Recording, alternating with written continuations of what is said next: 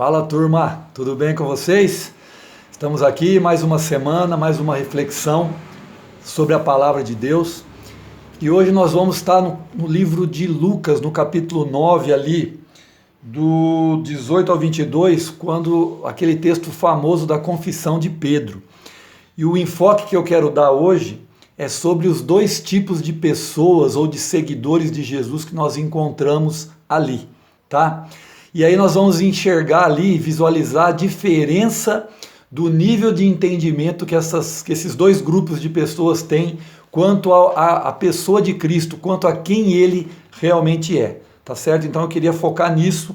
Lucas 9, então nós vamos ler aqui do 18 ao 22. Texto conhecido, diz assim: Estando ele orando à parte, achavam-se presentes os discípulos a quem perguntou: Quem dizem as multidões que sou eu? Responderam eles: João Batista, mas outros, Elias, e ainda outros dizem que ressurgiu um dos antigos profetas. Mas vós, perguntou ele, quem dizeis que eu sou? Então falou Pedro e disse: És o Cristo de Deus. Ele, porém, advertindo-os, mandou que a ninguém declarassem tal coisa, dizendo: É necessário que o Filho do Homem sofra muitas coisas, seja rejeitado pelos anciãos, pelos principais sacerdotes e pelos escribas, seja morto e no terceiro dia ressuscite. Olha só, aqui, já de cara no versículo 18, nós encontramos aí esses dois tipos de pessoas, né? Nós vemos aqui que ele está conversando com os discípulos e ele pergunta o que as multidões falam sobre ele. Então, ali nós já encontramos os discípulos e as multidões. Ele vai fazer a mesma pergunta: o que as multidões falam de mim e o que vocês falam de mim? Aí nós percebemos a diferença na resposta, a diferença do entendimento. Qual foi a resposta da multidão? Eles dizem que o Senhor é João Batista ou algum outro profeta que ressuscitou, né? Quer dizer, uma imagem totalmente distorcida.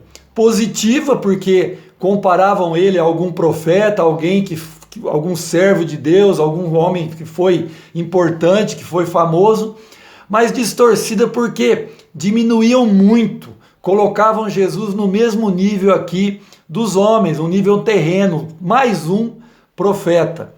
E a resposta dos discípulos foi bem diferente, através de Pedro: Tu és o Cristo, o Filho do Deus vivo, Tu és o enviado, Tu és o Messias, Tu és aquele que esperávamos, Tu és a salvação de Israel, Tu és o Senhor, Tu és o Rei. E aí você pode ir longe na definição da resposta de Pedro. Por que será tanta diferença nas respostas?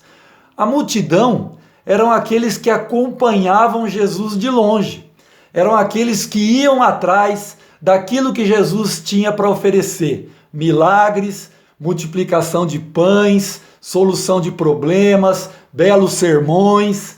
E essas pessoas estavam sempre ali esperando desfrutarem de alguma coisa, esperando tirar algum proveito da presença de Jesus. Então, o conhecimento que eles tinham de Jesus era totalmente superficial e irreal. E quem eram os discípulos? Eram aqueles que deixaram tudo para seguir Jesus, deixaram pai, mãe, esposa, filhos, trabalho. Os pescadores deixaram a pescaria, o Mateus, que era cobrador de imposto, deixou a coletoria e foram atrás de Jesus, e andaram com Jesus, e comeram com Jesus, e viajaram com Jesus, estiveram com ele o tempo todo, conviveram. E esses puderam ter a revelação de quem era Jesus, o conhecimento, um conhecimento prático, experimental, porque eles estavam ali passando com Jesus não apenas nos momentos agradáveis, mas também nos momentos de dificuldade. A gente sabe que a vida deles não era fácil. Jesus não parava para descansar, Jesus trabalhava muito. E eles, consequentemente, também andavam ali comprometidos. A diferença é que os discípulos tinham um compromisso com Jesus, um compromisso de abrir mão, um compromisso de colocá-lo em primeiro lugar em suas vidas. E as multidões tinham compromisso com elas mesmas, cada um com os seus problemas, com os seus interesses. E aí? E hoje? Será que é muito diferente?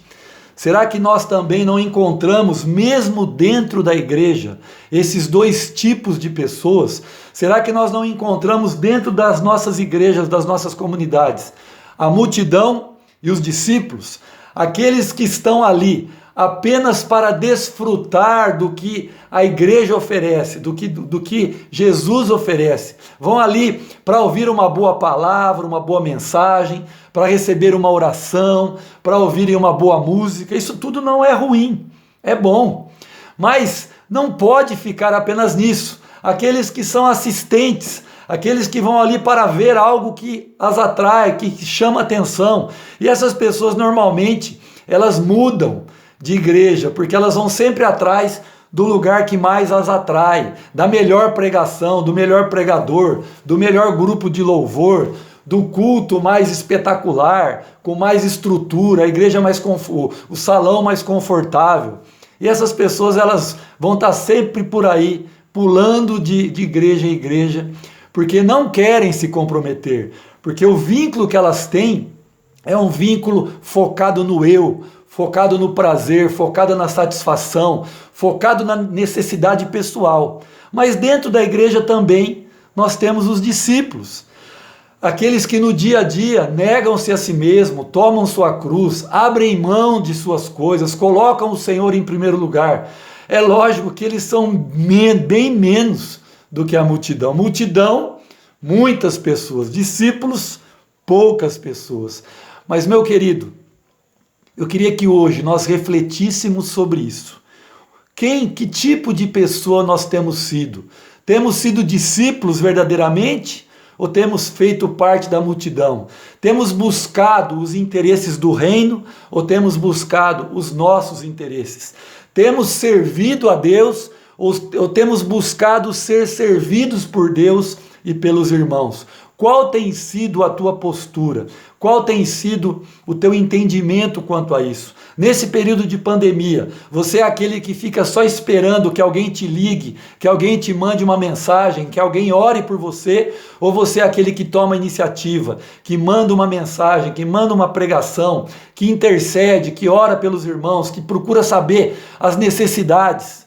Nessas horas é que nós temos que nos posicionar e mostrarmos que tipo de pessoas somos nós. Se somos discípulos, vamos estar diariamente nos relacionando com Jesus, o conhecendo, recebendo dele a revelação de quem ele é. Se somos multidão, vamos continuar na superficialidade, vamos continuar simplesmente procurando os nossos interesses. Nesse dia, o que eu desejo para você e para mim é que nós sejamos discípulos, que nós possamos estar convivendo diariamente com o Senhor Jesus, o conhecendo e o servindo e buscando os interesses daquele que nos resgatou das trevas para a luz, daquele que nos chamou da morte para a vida. Essa é a mensagem de hoje e isso é o que eu desejo para você, meu querido. Que Deus continue te abençoando e se revelando na tua vida, é o que eu desejo em nome de Jesus. Amém.